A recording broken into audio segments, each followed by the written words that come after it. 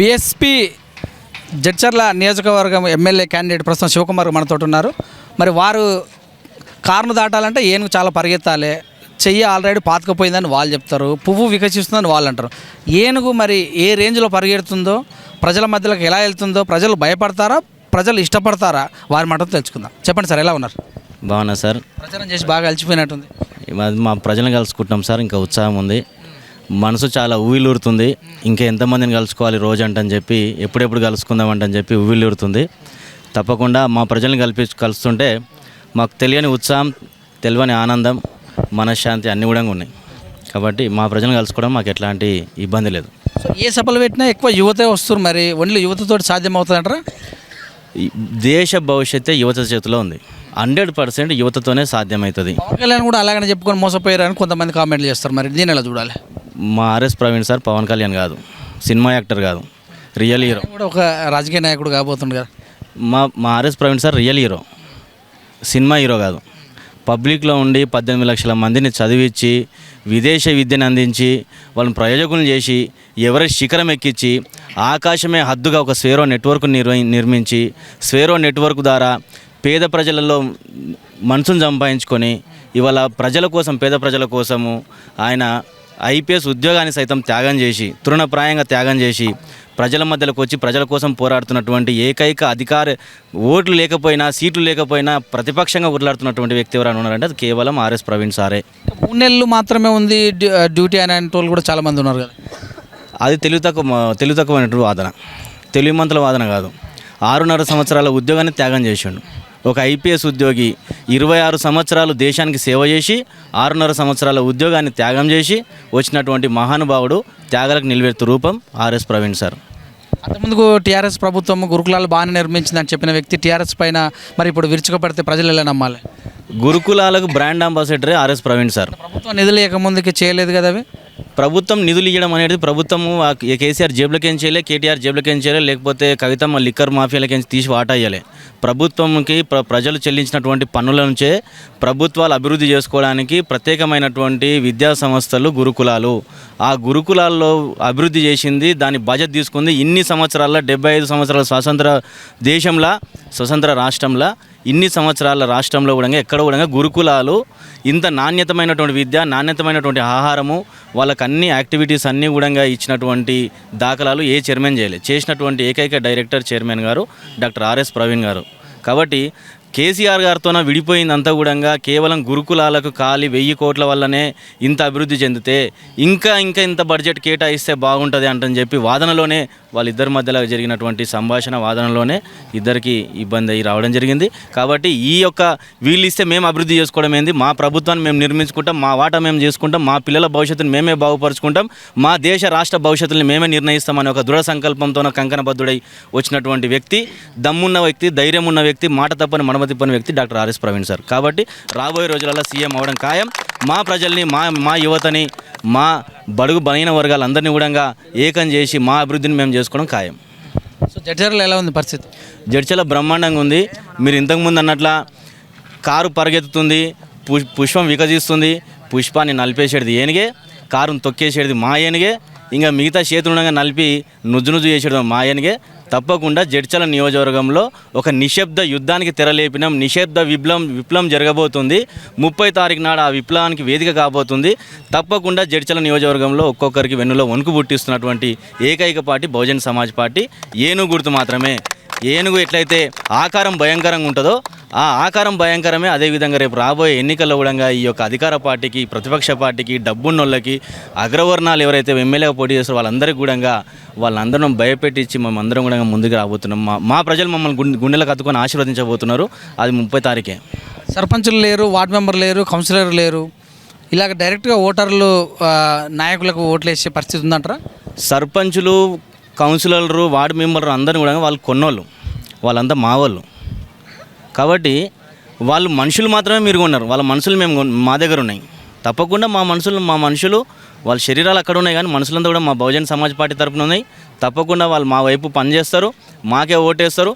పరదసాటుకు పోయిన తర్వాత ఓటేసే దగ్గర పరదసాటుకు పోయిన తర్వాత వాళ్ళ ఆత్మగౌరవానికి ఆత్మాభిమానానికి వాళ్ళ పిల్లల భవిష్యత్తుకు వారి భవిష్యత్తుకు ఓటేసి గెలిపించుకుంటారు. ఈ అవమానాలు ఇవన్నీ కూడా మాకు కొత్త కాదు. మాకంతా కూడా త్యాగాలకు నిలువెత్తైనటువంటి మా BSP party RS Praveen sir ఇవన్నీ కూడా మాకు కొత్త ఏం కాదు. మాకు ఇవన్నీ కూడా మిరుపోడి మెతుకులతో పెట్టినటువంటి విద్య. ఈ అవమానాలు, త్యాగాలు, ఎత్తిపొడుపులు, లేదంటే మమ్మల్ని వివక్ష చూపించడం ఇవంతా కూడా మాకు మిరపపొడి మెతుకులతో పెట్టినటువంటి విద్య, నేర్చుకున్నటువంటి విద్య. శివకుమార్ లాంటి వాళ్ళు ఎలక్షన్లప్పుడు వస్తుంటారు, పోతుంటారు. ప్రజల్లో ఏమున్నారు ఇంతమందికి 5 సంవత్సరాల పీరియడ్లో అంటే? శివకుమారు ఈ ఎలక్షన్లోకి వచ్చే చుట్టం కాదు. ఈ అనిల్ రెడ్డి గానిలాగానో ఇంకోరిలాగానో చుట్టం కాదు.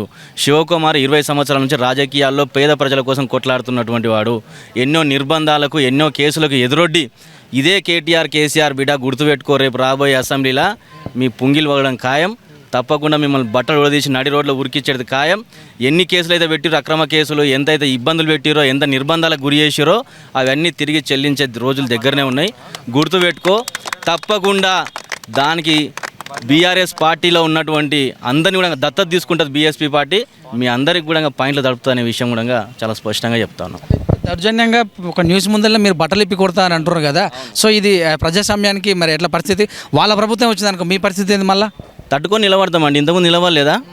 బరాబర్ నిలబడతాం. మా ఎంబడి మా ప్రజలు ఉన్నారు. నేను ఒక్కని లేను. శివ అనేటోడు ఒక వ్యక్తి కాదు, శివ అనేటోడు ఒక శక్తి. ఈ శక్తికి తప్పకుండా నిలబడుతుంది. ఇవాళ వాళ్ళ చేతిలో అధికారం ఉండొచ్చు, వాళ్ళ చేతిలో పోలీస్ వ్యవస్థ ఉండొచ్చు, ప్రభుత్వ యంత్రాంగం ఉండొచ్చు, కానీ మా ఎంబడి ఓట్లేసి గెలిపించే ప్రజలు ఉన్నారు. ఆ ప్రజల కోసం గత 20 సంవత్సరాలుగా ప్రజా జీవితంలో కొనసాగుతున్నాం, ఇంకా కూడా కొనసాగుతాం. అధికారం ఉన్నా లేకపోయినా ప్రజల కోసమే పాటుపడడం, ప్రజల కోసమే కొట్లాడుతున్నాం, ప్రజల కోసమే అనునిత్యం ప్రజల మధ్యలో ఉన్నాం. వారి సమస్యల్ని మా సమస్యలుగా చూసుకుంటున్నాం, వారిని కంటికి రెప్పలా కాపాడుకుంటున్నాం. రాబోయే భవిష్యత్తులో కూడా తప్పకుండా మా ప్రజలకు ఏం కావాలో మేము ఇచ్చుకుంటాం, మా ప్రజల పక్షాన్ని నిలబడతాం, కొట్లాడతాం. ఏం చేస్తారు బహుజన పార్టీ తరపున మీరు జడ్చర్ల? ఇప్పుడు ఉన్నటువంటి నిరుపేదలు ఎవరైతే ఉన్నారో ఎవరు కూడా నిరుపేదలుగా ఉండరు. మీ మేనిఫెస్టో కాకుండా మీరేం చేస్తారు? జడ్చర్లలో ఉన్నటువంటి పేద ప్రజలు, బహుజనులు, ఎస్సీ ఎస్టీ బీసీలు, బహుజనులు అందరూ కూడా పేద అగ్రవర్ణాలు అందరూ కూడా చాలామంది జనాభా ఉన్నారు. వాళ్ళందరికీ కూడా వృత్తి నైపుణ్యాన్ని నేర్పిస్తాం.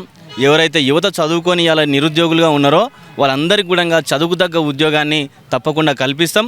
ఇక్కడ మాకు దగ్గరలో ఉన్నటువంటి పోలేపల్లి సెజ్జులో ఉద్యోగ అవకాశాలు ఉన్నా ఇప్పుడు ప్రస్తుతానికి 20% మాత్రమే స్థానికులు ఉన్నారు, 80% మంది స్థానికేతరులు ఉన్నారు. తప్పకుండా అక్కడ ఉన్నటువంటి కంపెనీలలో, పరిశ్రమలలో 80% ఉద్యోగాలు స్థానికులకు కల్పిస్తాం, ఉద్యోగ భద్రత కల్పిస్తాం. అక్కడ ఉన్నటువంటి పర్మనెంట్ ఉద్యోగాలను కూడా వాళ్ళకి కరుణలు చేస్తాం. అదేవిధంగా ఇంకా రావాల్సినటువంటి పరిశ్రమలు ఏమైనా ఉంటే కూడా వాటిని తప్పకుండా పెద్ద పెద్ద పరిశ్రమలు తీసుకొస్తాం. ఇక్కడ ఉన్నటువంటి రైతాంగాన్ని కాపాడుకుంటాం, విద్యా వ్యవస్థను కాపాడుకుంటాం, మా యొక్క రైతు కూలీలను కాపాడుకుంటాం. ఆ వ్యవస్థను కాకుండా అన్ని రకాలైనటువంటి అన్ని రంగాలని కూడా అన్ని వ్యవస్థలను కూడా మేము కాపాడుకొని మా యువతకు మా చేతిలో గంట ఉంటే మాకు తెలుసండి మేము ఎవరు కొట్టించాలని.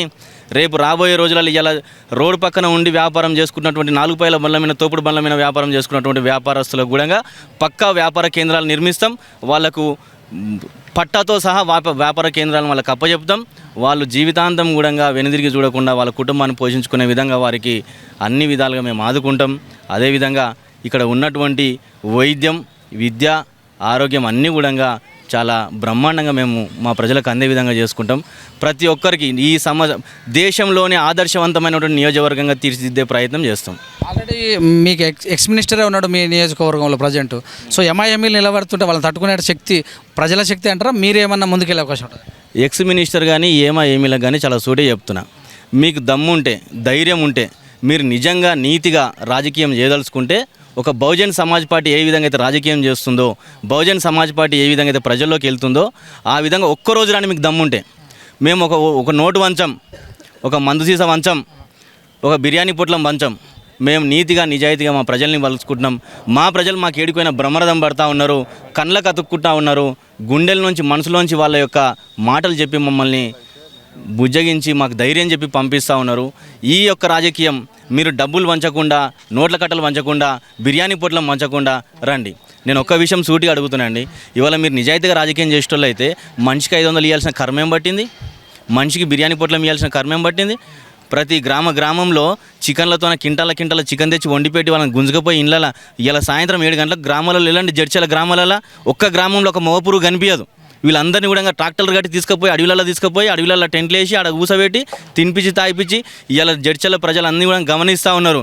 మీరు పారబోసేటువంటి కల్తీ మద్యం ఏదైతే ఉందో ఇప్పటికే చాలా సూటిగా మీడియా పరంగా నేను చాలా పక్కా చెప్తా ఉన్నా, ఆధారాలతో చెప్తా ఉన్నా.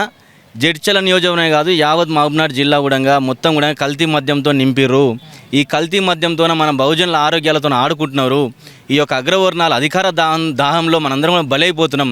కాబట్టి దయచేసి ఈ కల్తీ మద్యాన్ని వీళ్ళు ఇచ్చే ప్రలోభాలని లొంగకుండా మన ఓటును మనం వేసుకుందాం. ఇప్పటికి కూడా మా యొక్క బహుజనులు ఈ అగ్రవర్ణ రాజకీయ నేతలు ఎక్కడైతే పోటీలు చేస్తున్నారో అక్కడంతా కూడా మమ్మల్ని రాజకీయ కూలీలుగా తయారు చేసినటువంటి దౌర్భాగ్యులు ఈ రాజకీయ నాయకులు. కాబట్టి వీళ్ళందరికీ కూడా మనం బుద్ధి చెప్పాల్సినటువంటి అవసరం ఉంది.